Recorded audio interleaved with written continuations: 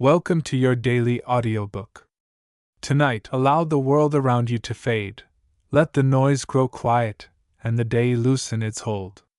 What you are about to hear is not only a story of magic and wonder, but a journey into choice, courage, and the quiet power that lives within us all. Beyond the narrow streets and shining palaces, beyond wishes and smoke and gold, there is a boy who dreams of something more. Close your eyes. Listen carefully. This is the story of Aladdin. Chapter 1: The Boy Who Dreamed Beyond the Walls. Aladdin lived where the city grew tired. The streets near his home were narrow and uneven, shaped by many feet and many forgotten days. The stones were warm in the daylight and cold at night, and dust clung to everything like a second skin. Vendors shouted from dawn until their voices grew hoarse. Donkeys pulled carts heavy with goods that never seemed to reach places like Aladdin's street. Above it all rose the distant towers of the palace, pale and shining, as if they belonged to a different world entirely. Aladdin had known hunger for as long as he could remember. Not the sharp hunger of sudden loss, but the slow, familiar kind that sat quietly in the belly and whispered all day long. He and his mother lived in a small room with cracked walls and a door that never quite closed. When the wind passed through the alley, it slipped inside as well, stirring the thin curtains and carrying the smell of spices, smoke, and the river far beyond. His mother worked whenever work could be found. She mended clothes, washed floors, and sometimes cooked for others, returning home tired and silent. Aladdin watched her hands grow rough and thin. He loved her fiercely, yet he felt trapped by the same life that held her there. He wanted more than survival. He wanted meaning, wonder, and a life that felt larger than the narrow sky between the buildings. The city felt like a living creature to him. By day, it was loud and impatient. By night it softened. Lamps glowed like small moons, and shadows stretched across walls, turning ordinary corners into places of mystery. It was during these quiet hours that Aladdin dreamed the most. He imagined walking beyond the gates, crossing deserts that shimmered like gold, and standing in halls where music echoed without end. He imagined being seen. Yet dreams did not fill empty bowls. Most days, Aladdin wandered the markets, hoping for chance work or a kind merchant. He watched others pass by with purpose, their lives already shaped, while his own felt loose and unfinished. Some called him lazy. Some called him foolish. Aladdin heard them, but he also felt something restless inside him, a spark that refused to die, even when reason told him it should. One afternoon, as the sun leaned low and the air shimmered with heat, a stranger appeared. Aladdin noticed him at once, though he did not know why. The man stood apart from the crowd, dressed in rich robes that caught the light. His beard was carefully trimmed, his eyes sharp and observant. He looked not at goods or prices, but at people, as if searching for something hidden among them. When his gaze met Aladdin's, the stranger smiled. It was not a warm smile. It was measured, deliberate, and full of intent. Still, Aladdin felt drawn to it, as if the man knew something he did not. The stranger approached with unhurried steps. "My boy," he said, his voice smooth and deep, "I have searched long for you." Aladdin frowned. No one searched for him. No one ever had. "You must be mistaken," Aladdin replied. "I am only Aladdin." The man laughed softly. "Only?" he said. "There is no such thing. You are the son of my brother, and I have finally returned to find you." The words struck Aladdin like a sudden gust of wind. A family member, rich and powerful, appearing from nowhere?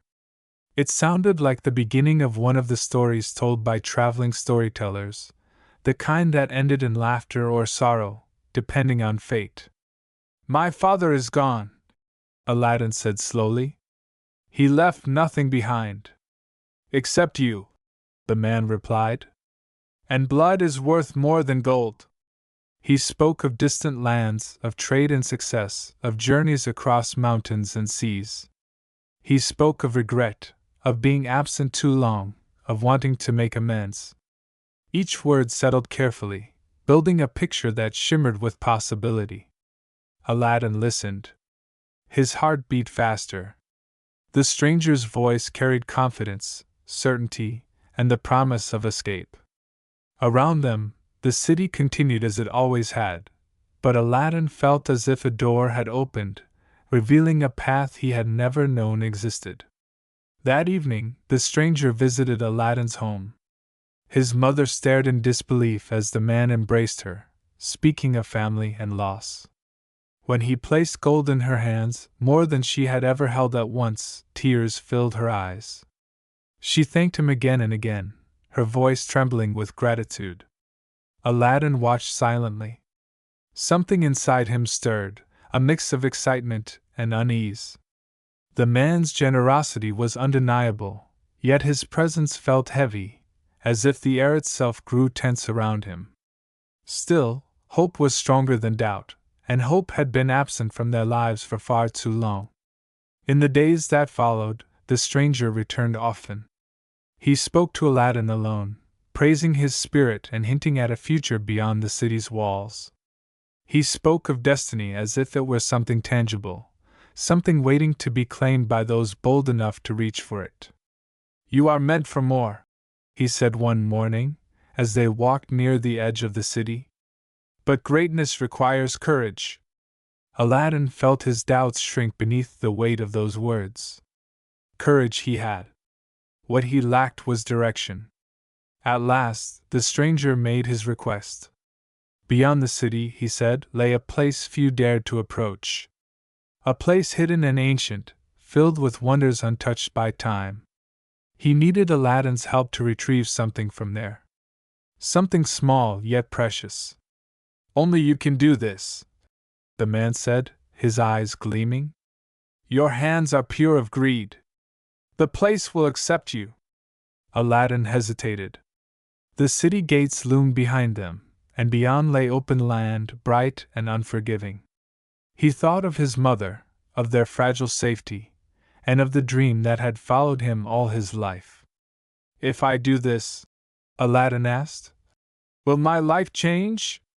The stranger's smile returned, slow and certain. "Forever," he said. They walked until the city faded behind them, replaced by silence and sun-bleached earth. The air felt different here, heavier, as if it carried memories of ages long past. At a barren place where the ground seemed unremarkable, the stranger stopped. He spoke words Aladdin did not understand, low and deliberate. The earth trembled. A hidden opening revealed itself, dark and deep, breathing out cool air that smelled of stone and mystery. Aladdin's heart raced. "This is the place," the stranger said. "Go down. Bring me the old lamp you will find within. Touch nothing else." The opening waited, patient and silent. Aladdin looked into the darkness. It felt alive, aware of him. Somewhere deep inside, a voice whispered caution, but another voice, louder and stronger, urged him forward. This was the moment his dreams had led him toward, whether for glory or ruin. He stepped closer to the edge. Above him, the sky burned bright and indifferent. Behind him, the city lay distant and small. Before him, the unknown opened wide, promising wonders and dangers beyond imagining. And as Aladdin prepared to descend into the shadows, he did not yet know that this single step would separate his life forever into before and after, nor that the darkness below held not only treasure, but a power that would test the very shape of his heart. Chapter 2: The Man Who Spoke Like Family. The darkness swallowed Aladdin the moment his feet left the surface. The air inside the opening was cool and dry, carrying the scent of stone untouched by wind or rain. As he descended, the light from above shrank into a pale circle, then into a trembling spark. His hands brushed against rock that felt smooth in some places and sharp in others, as if the walls themselves had been shaped by intention rather than time.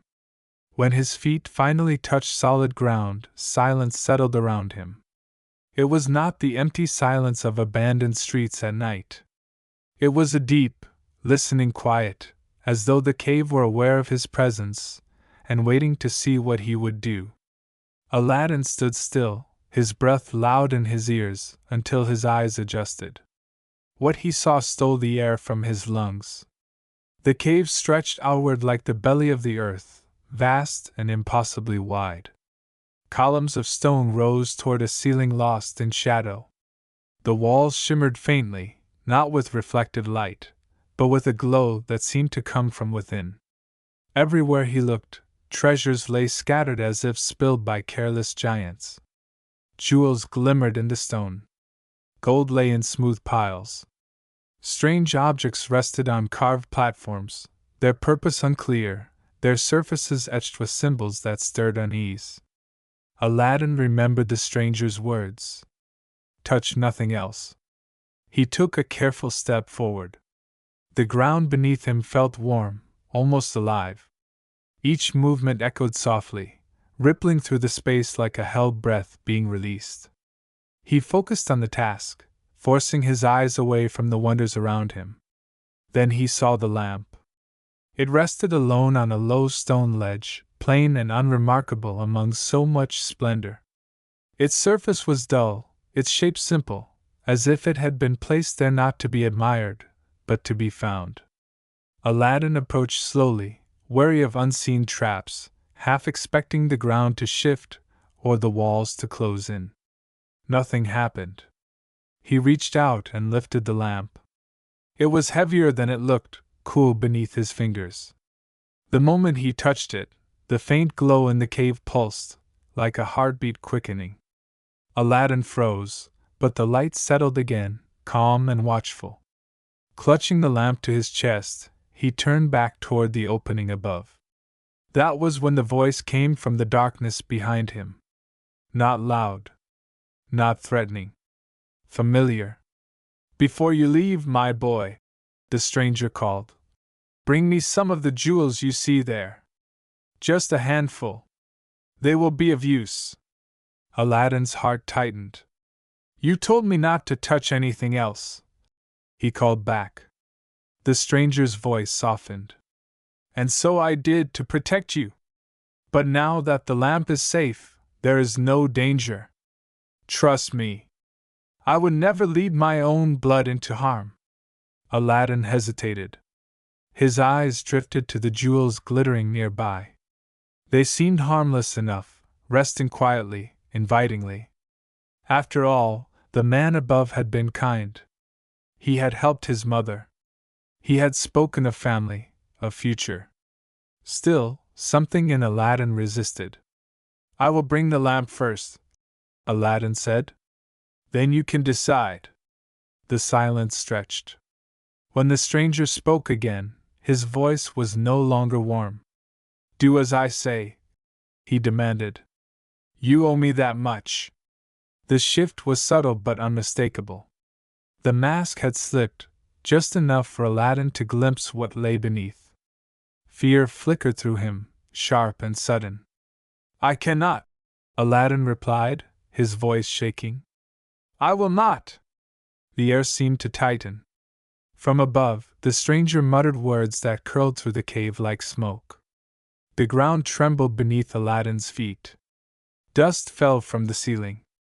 The opening above began to close, stones sliding against stone with a grinding roar. "Wait!" Aladdin cried, rushing forward. "Let me out!" The stranger's face appeared briefly in the narrowing gap, twisted not with concern, but with fury. "You are useless to me," he said coldly. "If you will not obey, you may remain with the treasures you refuse to take." The opening sealed shut. Darkness rushed in, thick and complete. Aladdin stumbled back, his foot catching on uneven ground. He fell hard, the lamp slipping from his grasp and rolling across the stone. Panic surged through him, wild and breathless. He scrambled to his knees, pounding on the rock where the light had vanished. No answer came. The cave's silence returned, heavier than before. Aladdin sat there, his heart racing, his thoughts spiraling. He had trusted the stranger. He had believed the words spoken so easily, the promises wrapped in kindness. Now he was alone, buried beneath the earth, surrounded by riches he could not use, trapped by a man who had spoken like family but acted like a thief. Tears burned his eyes, but he forced them back. Crying would not open the stone. Fear would not bring help. He reached for the lamp, his fingers brushing against its cool surface. It felt solid, real, the only proof that this place was not a nightmare. He pulled it close, clutching it as if it might anchor him to hope. The cave seemed to breathe around him, the faint inner glow pulsing softly. Shadows shifted at the edge of his vision, though nothing moved. The air felt charged, waiting. Aladdin pressed his forehead against the lamp, whispering words he did not know he believed. "I only wanted a chance," he said into the darkness. "I only wanted to be more than this." His voice echoed back to him, small and fragile. As he lifted his head, his hand brushed against the lamp again, rubbing away centuries of dust without thought or intent. The metal warmed beneath his touch. The glow around him brightened, just slightly, like embers stirred by breath. A low sound filled the cave. It was not the grinding of stone or the whisper of falling dust. It was deeper, fuller, as if something ancient had awakened and drawn its first breath in a very long time. Aladdin froze, his heart pounding. From the lamp, a thin thread of smoke began to rise, curling into the air with slow, deliberate grace. Chapter 3: The Cave That Listened. The smoke did not rush or explode. It rose slowly, thoughtfully, as if deciding what shape to take. Aladdin stared, unable to move. The thin thread thickened, twisting upon itself, folding and unfolding like a living thing learning how to exist in the open air. The cave's faint glow brightened, reflecting off the smoke until shadows danced across the stone walls.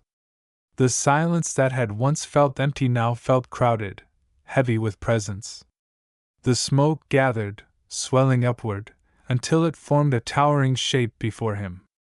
A face emerged first, vast and powerful, with eyes like burning coals and a mouth curved in something between a smile and a command. Shoulders followed, then arms thicker than pillars, their edges still dissolving into mist. The figure seemed too large for the cave, yet it fit, as if the space itself had widened to allow it. Aladdin's breath caught in his chest. He wanted to run, to press himself against the stone and disappear, but his body refused to obey. His legs trembled. His hands clutched the lamp so tightly his fingers ached. The figure leaned forward, and the air trembled with its voice. "Who summons me?" The sound was deep and resonant, echoing through the cave and through Aladdin's bones. It was not angry, nor kind. It was ancient, carrying the weight of countless echoes, as though it had spoken these words many times before. Aladdin swallowed hard. His mouth felt dry, his tongue thick. He had no answer. He had summoned nothing, or so he believed. I did not mean to," he stammered. The figure's eyes narrowed, studying him. "You hold the lamp," the voice replied. "And by your touch, I am bound to appear." The smoke shifted, coiling and uncoiling around itself. The figure hovered, neither touching the ground nor fully detached from it. Aladdin sensed immense power in its presence, restrained not by chains, but by rules older than the cave itself. "I am the one who dwells within," the figure continued. "I am bound to serve the bearer of the lamp." Serve. The word echoed in Aladdin's mind, distant and unreal. He was poor, forgotten, trapped beneath the earth. Nothing had ever served him. He had learned early that the world demanded, not gave. "You are afraid," the figure said, not unkindly. Aladdin nodded, unable to hide it. "That is wise," the figure replied. "Power deserves fear. But it also responds to clarity." The smoke drifted closer, stopping just beyond Aladdin's reach. He could feel warmth radiating from it, not burning, but intense, like standing too close to a great fire. "Speak," the figure said. "What do you desire?" The question struck Aladdin harder than any threat could have. Desire was dangerous. Desire had led him here, into darkness and betrayal. Yet the cave listened. The air waited. Aladdin thought of the sealed stone above. He thought of the stranger's cold eyes. He thought of his mother, alone in their small room, believing her son safe. "I want to leave this place," he said finally. His voice shook, but the words were true. "I want to see the sky again." The figure's eyes flickered, and for a moment, something like approval crossed its vast face. "So it shall be." The smoke surged outward, filling the cave with swirling light. The ground trembled, not with violence, but with movement, as if the earth itself were obeying. Somewhere above, stones scraped against stone. A breath of fresh air slipped through the darkness, carrying with it the scent of the world beyond. Light poured down as the opening widened once more. Aladdin shielded his eyes, tears streaming down his face as the brilliance overwhelmed him. When he looked again, the cave was unchanged, but the path upward stood open, waiting. The figure began to recede, its form thinning, retreating toward the lamp. "Remember," its voice echoed as it faded, "the lamp binds us both. Choose your words with care." With that, the smoke vanished, drawn back into the metal vessel until nothing remained but silence and the soft glow of treasure-strewn stone. Aladdin did not wait. He climbed with desperate urgency, his hands scraping against the rock, his muscles burning with effort. Each breath tasted of freedom. When he emerged into the open air, the sun felt unreal against his skin, the sky impossibly wide. He collapsed onto the ground, laughing and crying at once. For a long moment, he lay there, clutching the lamp, letting the world remind him that he was alive. Only then did he remember the stranger. Aladdin pushed himself upright and scanned the empty land. The man was gone. No footprints marked his passing. No sound disturbed the wind. It was as if he had never been there at all. Anger flared in Aladdin's chest, hot and sharp. Betrayal burned brighter now that he stood free. The man had spoken of family and destiny, yet had left him to die without hesitation. Aladdin understood then that kindness without truth was the most dangerous lie of all. He turned and made his way back toward the city. The streets welcomed him with familiar noise and movement, but Aladdin felt different as he walked among them. The world had not changed, yet he had. Beneath his simple clothes, the lamp rested hidden, its weight steady and constant, like a secret heartbeat. At home, his mother rushed to him, her relief spilling over in tears and whispered prayers. Aladdin held her tightly, promising nothing, saying little. How could he explain what he himself barely understood? That night, as darkness settled and the city softened once more, Aladdin sat alone. He studied the lamp by the light of a small flame. It looked ordinary, worn by time and touch. Nothing about it hinted at the power it contained. He thought of the figure formed from smoke and fire, of the voice that had answered his unspoken wish. "Serve the bearer of the lamp." The words stirred both wonder and fear. Power had freed him once. What else could it do? And at what cost? Aladdin reached out and brushed the lamp again, slower this time, more deliberate. The metal warmed beneath his fingers, responding as it had before. Somewhere deep within, something ancient stirred. And as the room filled with the first curling breath of smoke once more, Aladdin realized that escaping the cave had only been the beginning, and that the choices he made next would shape not only his own fate, but the very meaning of the power now bound to his hand. Chapter 4: The Voice of Fire and Smoke. The smoke returned more quickly this time, rising from the lamp as if it had been waiting. It did not hesitate or test the air. It unfurled with confidence, filling the small room and pressing gently against the walls, as though measuring the space and finding it insufficient. The glow of the flame dimmed, overshadowed by a deeper, warmer light that pulsed from the heart of the swirling mist. Aladdin watched, his breath slow and careful. The figure formed again, vast and unmistakable, its presence bending the quiet of the room. Its eyes opened like twin embers, steady and aware. Though it was the same being he had seen in the cave, there was a difference now. Before, it had emerged as a force awakened by accident. Now, it stood before him as something bound. "You call," the voice said, calmer than before, yet no less powerful. Aladdin's hands trembled, though he forced himself to remain still. The memory of darkness and stone still clung to him, but fear no longer ruled him. Curiosity stood beside it now, cautious but alive. "I did not mean to call," Aladdin said softly. The figure regarded him for a long moment. "Intent lives in action," it replied. "You touched the lamp with purpose. That is enough." The smoke settled, forming a shape that hovered before him.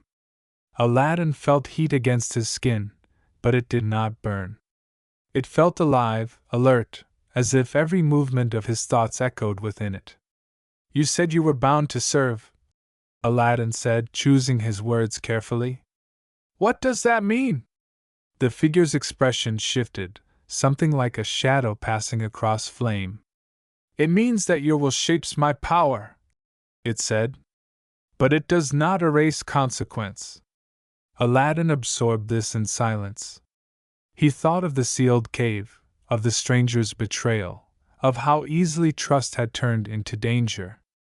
Power without understanding was another kind of trap. "My mother," Aladdin said at last. "She has suffered all her life. I want her to be safe. I want her to live without fear of hunger or loss." The smoke stilled. "So you wish," the figure said, "for comfort and security." "Yes," Aladdin replied. "But not at the cost of others." For the first time, the figure seemed to smile without menace. "Then speak clearly," it said. Aladdin closed his eyes. He pictured their small room transformed, not into a palace of excess, but into a place of warmth and dignity. He pictured his mother smiling without worry, her hands resting instead of working without end. "I wish," he said slowly, "for my mother and me to have enough to live in peace, without fear or want." The air surged. Light filled the room, soft yet overwhelming. The walls shimmered, stretching outward as if making room for something unseen. When the glow faded, Aladdin opened his eyes. The room was larger. The cracked walls were smooth and clean. Rich fabrics draped the windows, catching the lantern light. A low table stood nearby, heavy with food, fragrant and warm. Chests rested against the far wall, their lids slightly open, revealing gold and fine cloth. Aladdin staggered back, stunned. From the next room, his mother cried out in surprise. She entered slowly, her eyes wide, her hand pressed to her mouth. She looked around in disbelief, touching the fabrics, the table, the walls, as if afraid they might vanish beneath her fingers. "Aladdin," she whispered. "What is this?" He took her hands gently. "It is safety," he said. "Nothing more." Tears streamed down her face, but they were not the tears of exhaustion he knew so well. They were soft, relieved, and full of gratitude. She embraced him, whispering blessings and prayers, unaware of the presence that still hovered nearby, watching in silence. When she finally retired to rest, comforted and calm, Aladdin returned to the room alone. The figure remained, its form slowly thinning. "You used the wish wisely," it said. "Few do." Aladdin felt pride stir within him, but it was quickly followed by unease. "How many wishes are there?" he asked. The figure's eyes glowed brighter. "As many as you dare to shape," it replied.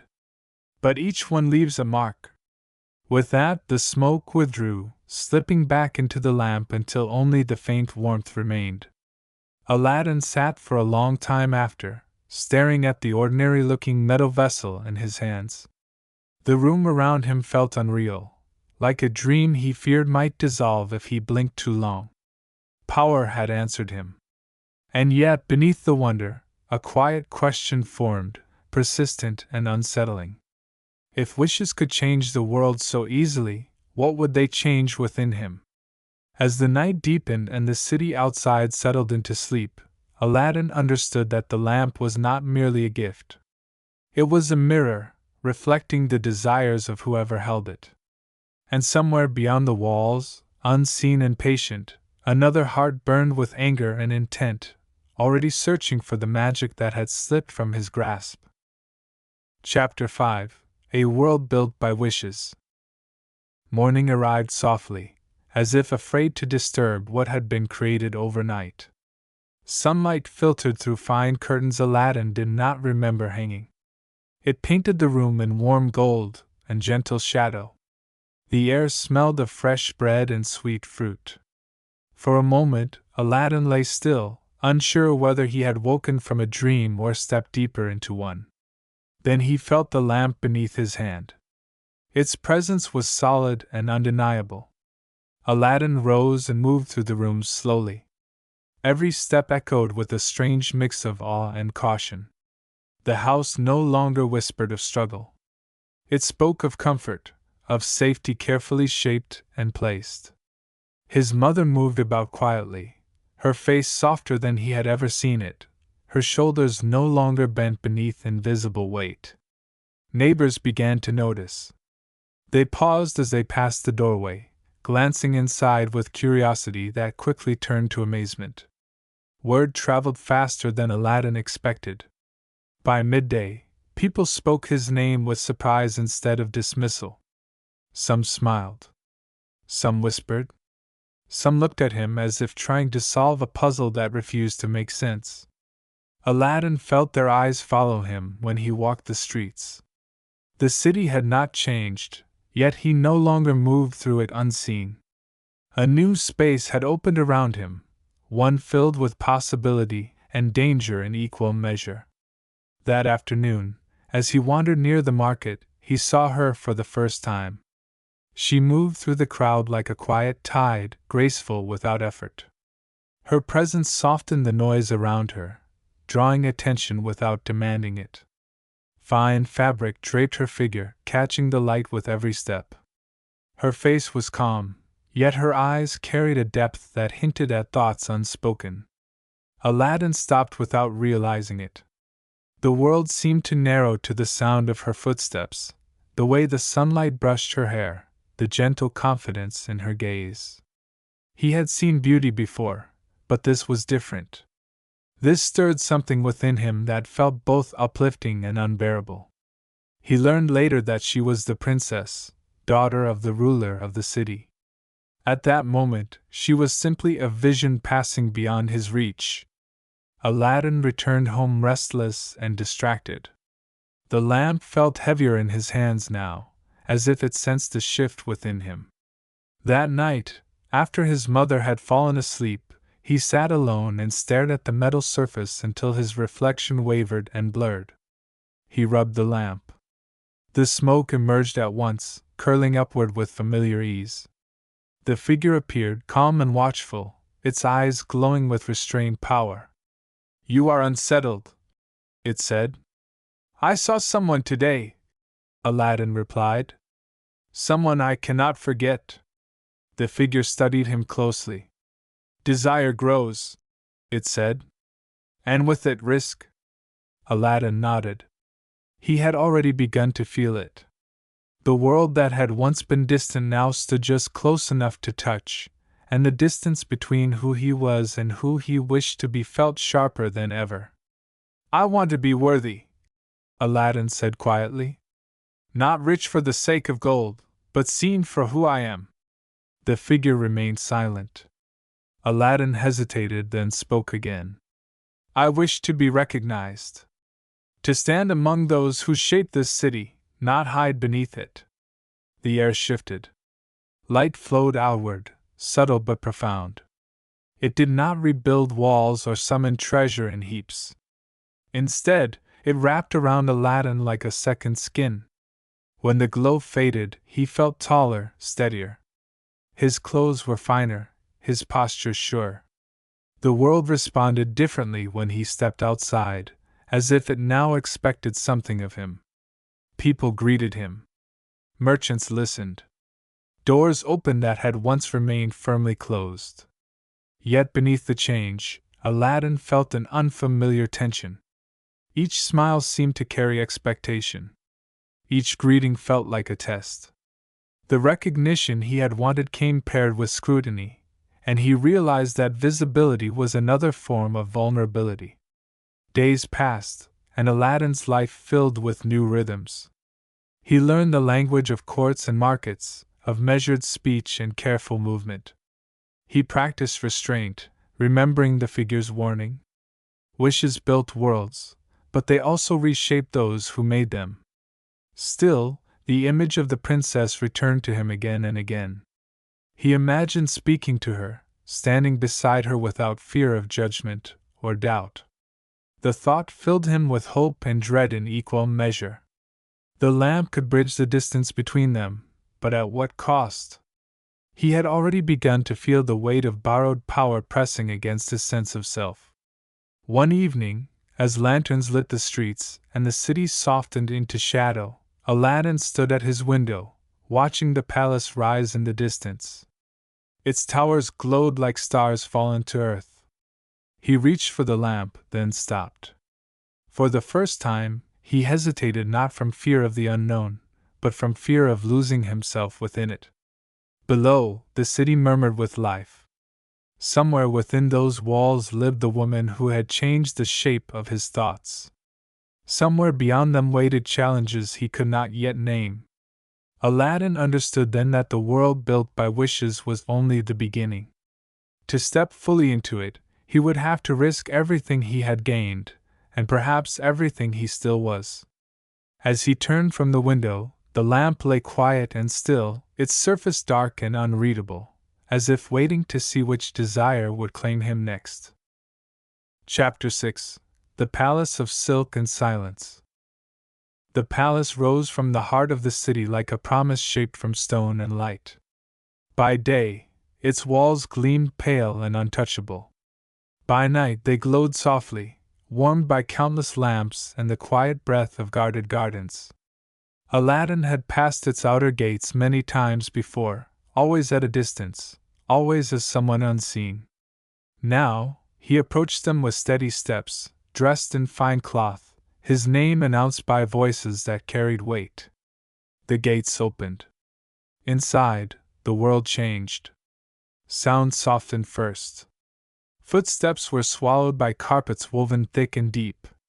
Voices lowered without command, as if respect itself lived in the air. The scent of flowers drifted through open corridors, mixed with incense and cool stone.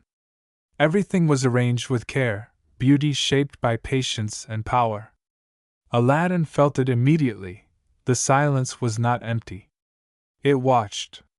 Servants guided him through halls where light spilled through carved arches, painting patterns on the floor. He kept his head high, though his heart beat fast. Every movement felt measured, observed. The world he had wished to enter welcomed him, but it did not offer comfort freely. Then he saw her again. She stood near a fountain in an inner courtyard, its waters flowing gently into a pool of blue stone. Her presence seemed to anchor the space around her, drawing calm from chaos. When she turned and met his gaze, the moment stretched, quiet and fragile. Her eyes held curiosity rather than judgment. Aladdin bowed, aware of every breath. They spoke first of small things. Of the gardens, of the city beyond the walls, of music drifting through open windows at dusk. Her voice was soft, but there was strength beneath it, a confidence shaped not by freedom, but by understanding the weight of her place in the world.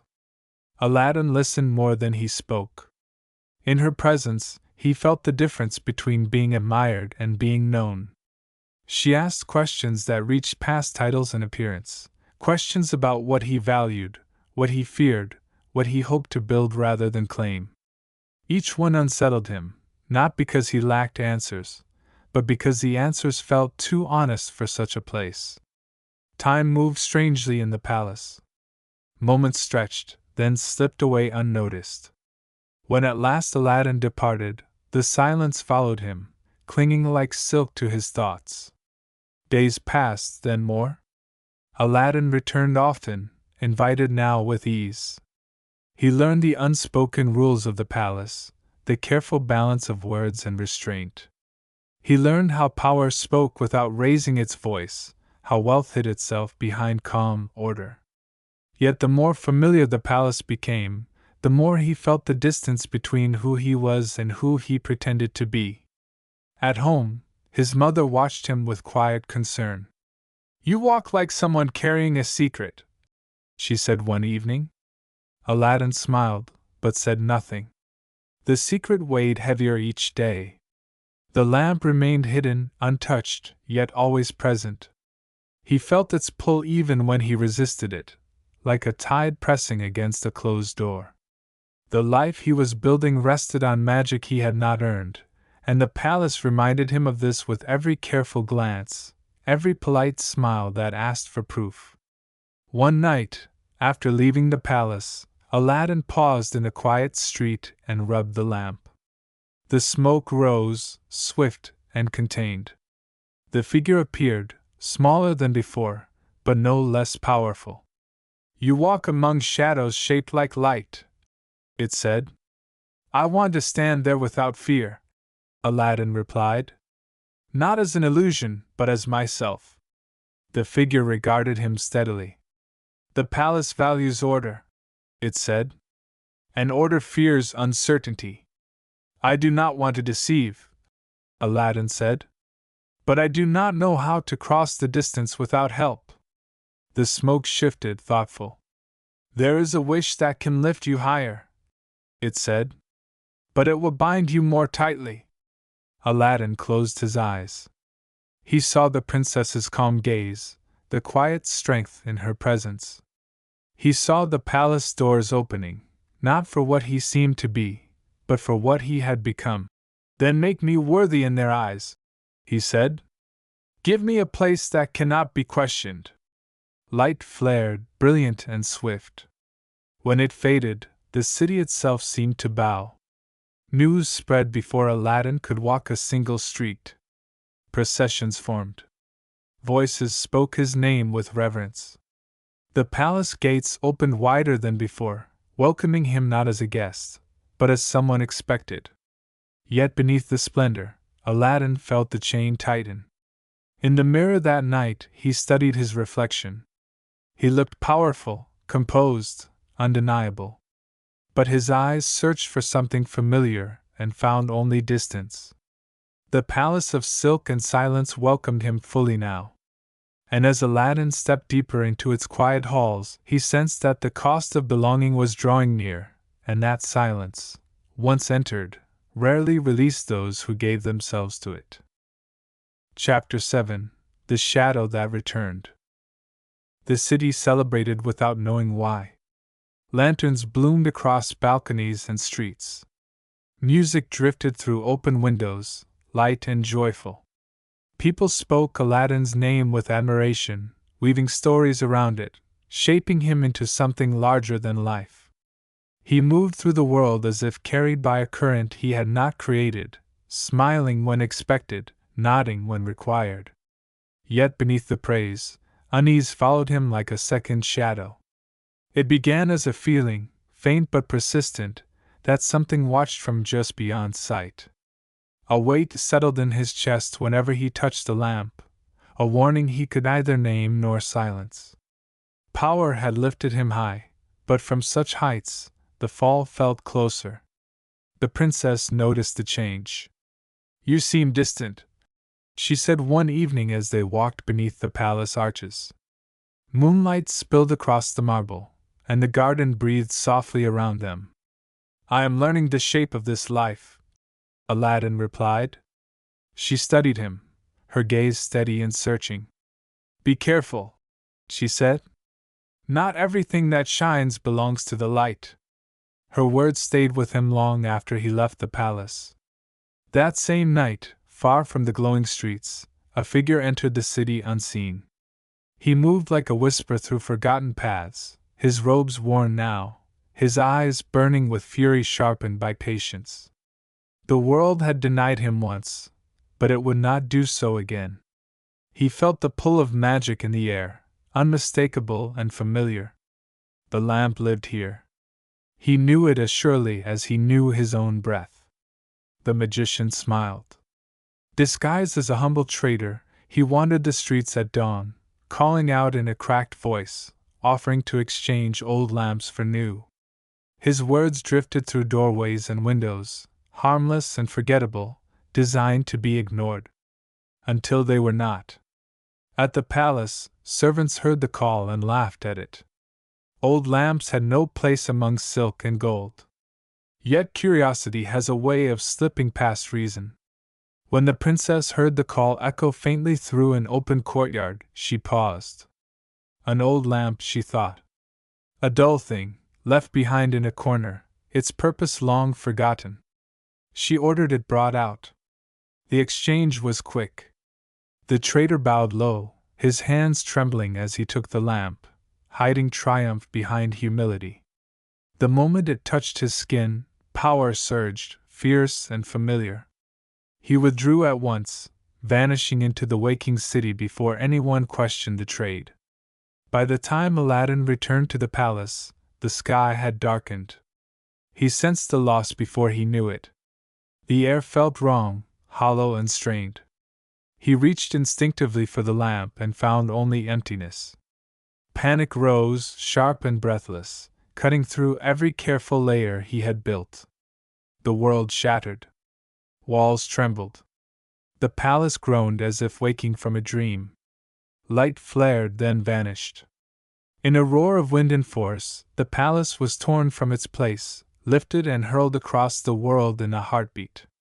When silence fell, Aladdin stood alone. The palace was gone. The gardens were ash. The city stared in disbelief at the empty space where power and beauty had once stood. And within Aladdin, something broke open, raw and aching. He fell to his knees. The life he had built had been borrowed. The power he had trusted had slipped from his grasp in a single careless moment. Worse still, the princess was gone, carried away by magic that answered a crueler will. Fear threatened to swallow him, but grief burned hotter. Aladdin rose slowly, his hands shaking, his heart set hard as stone. He no longer had the lamp. He no longer had protection or illusion. What remained was choice. He left the city before dawn. Days blurred into nights as he traveled, driven by a single purpose. The road stripped him of comfort and certainty, leaving only resolve. He slept beneath open skies, ate when he could, and listened to the world again, not as a master, but as a man. With each step, something changed within him. He remembered the cave, the voice of fire and smoke, the warning hidden in every gift.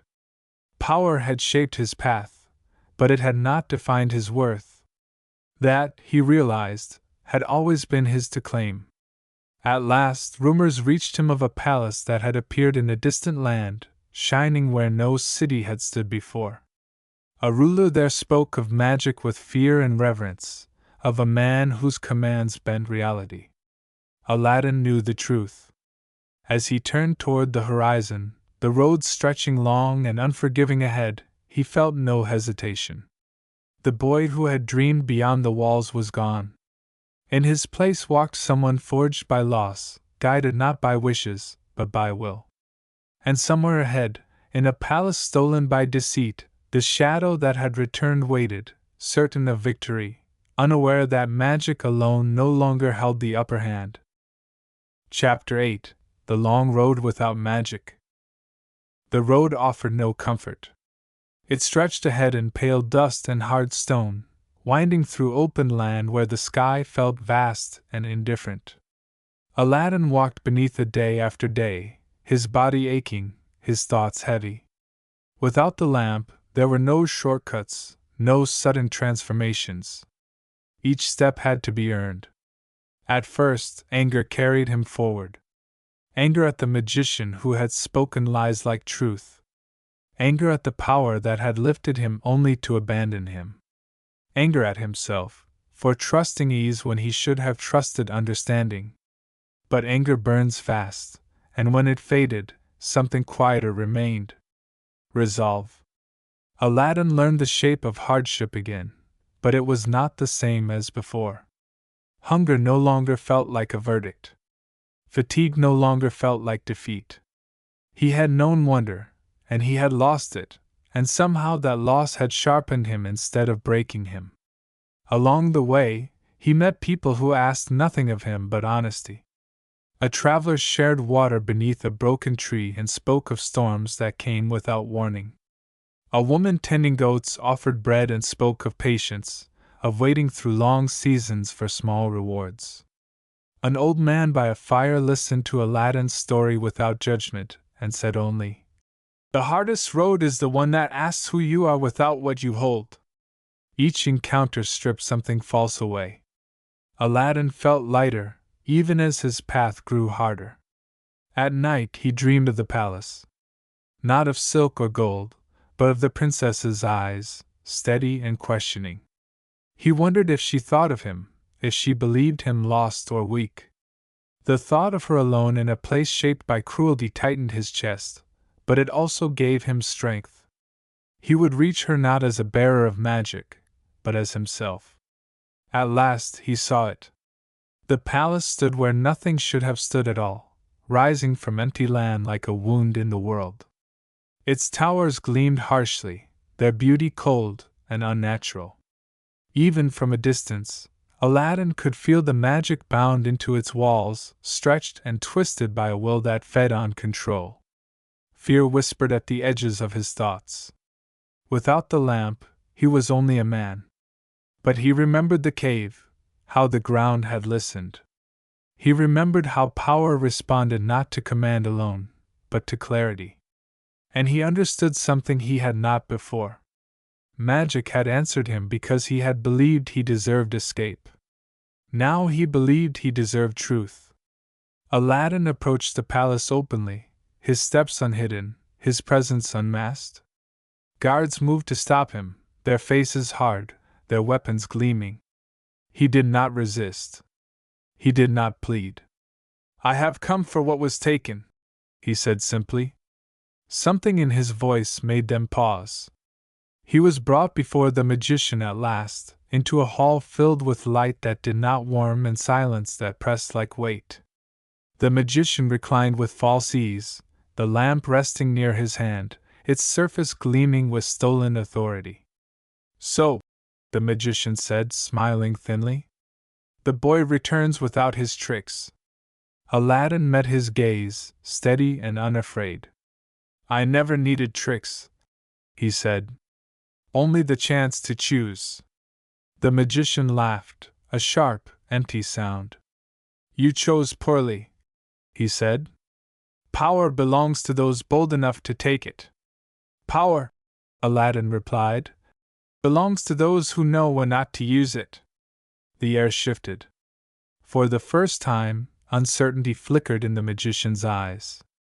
He reached for the lamp, confident in its obedience, and spoke words shaped by hunger and command. Nothing happened. The lamp remained still.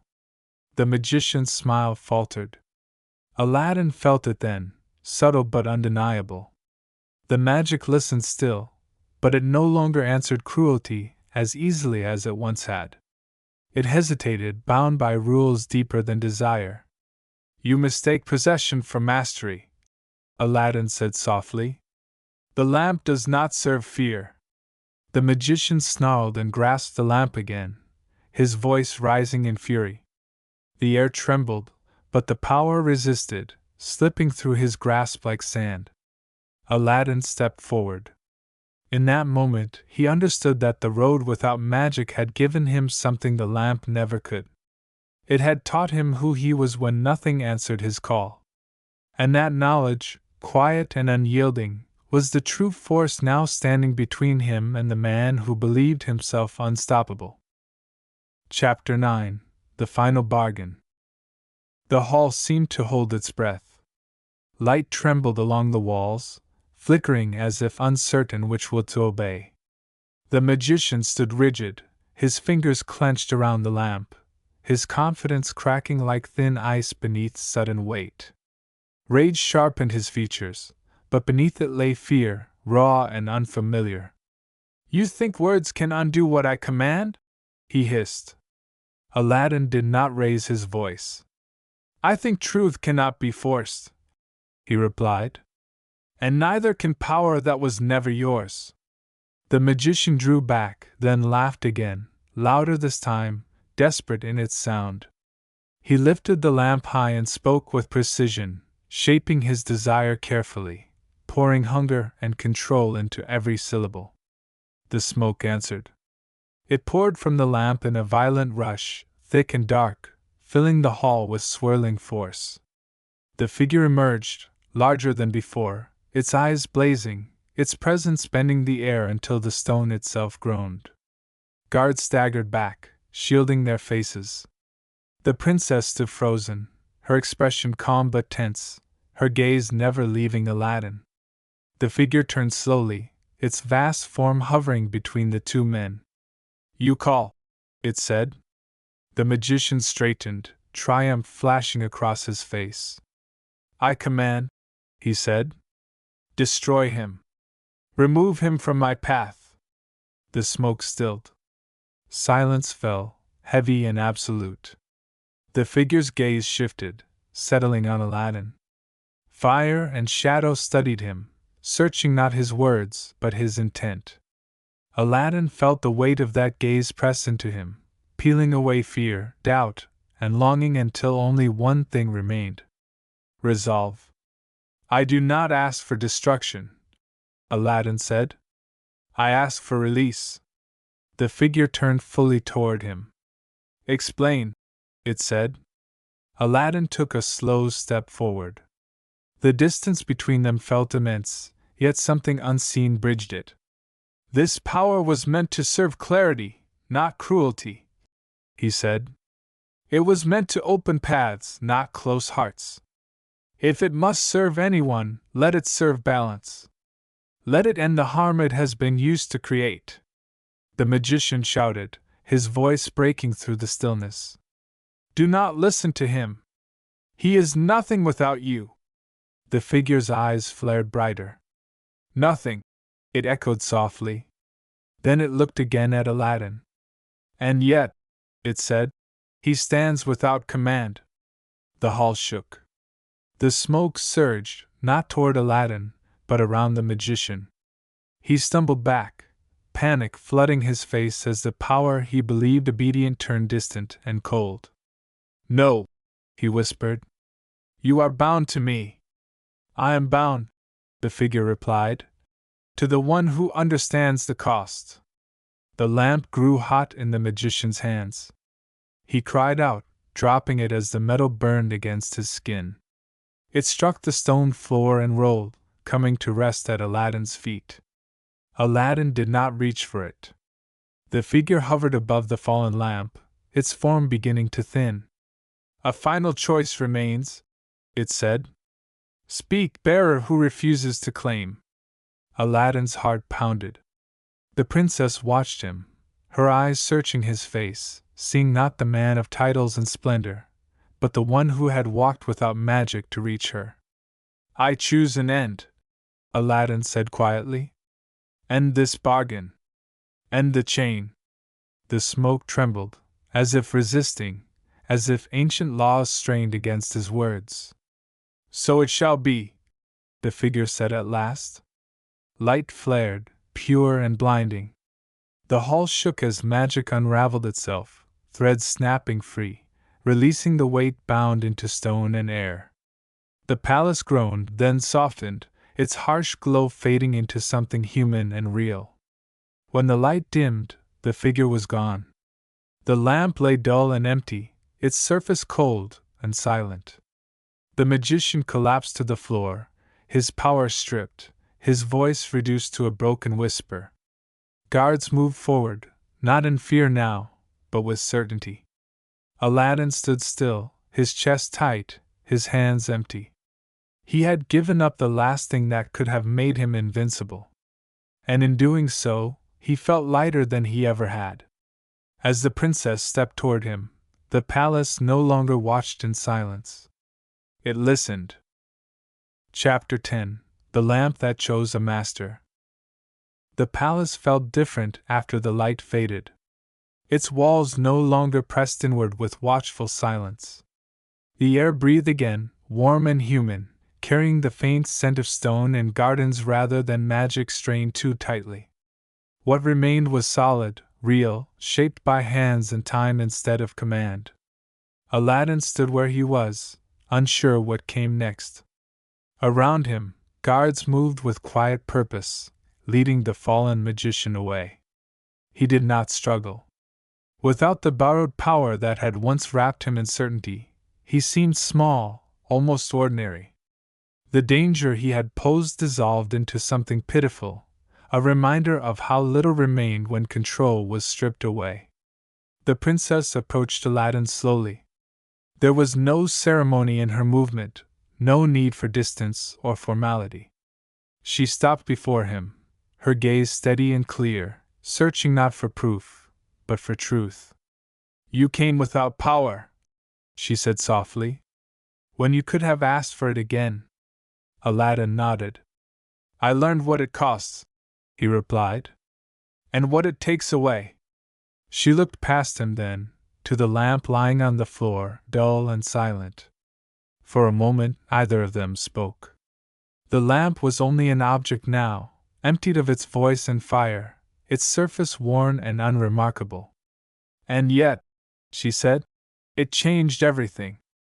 Yes, Aladdin said, but not because of what it gave. He knelt and picked up the lamp at last.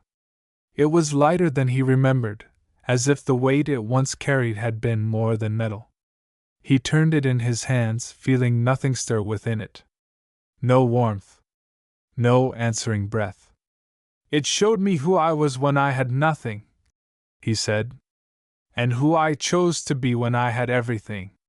The princess watched him with quiet understanding. They left the hall together, stepping into open air. The city spread before them, alive with sound and movement, unaware of how close it had come to being reshaped by a single will.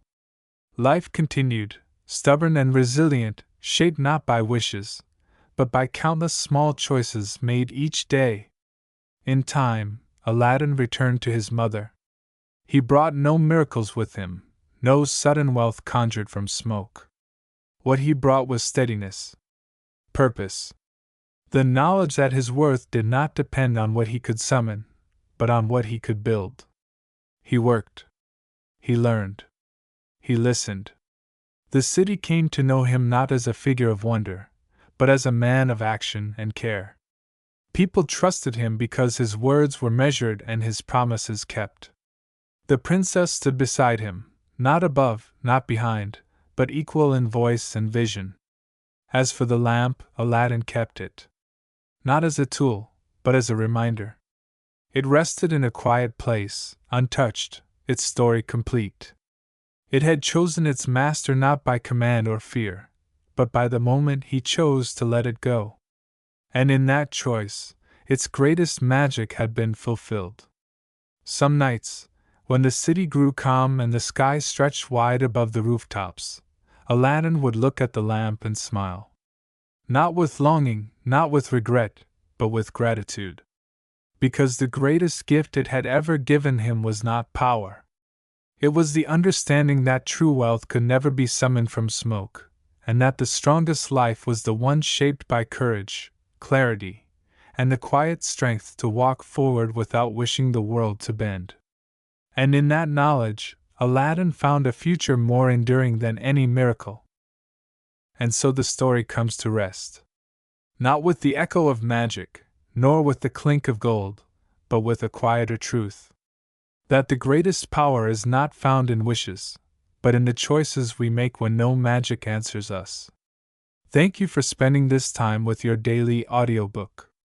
If this story stayed with you, if it brought you calm, wonder, or reflection, you are always welcome to return. Until our next journey, may your nights be peaceful and your dreams gentle.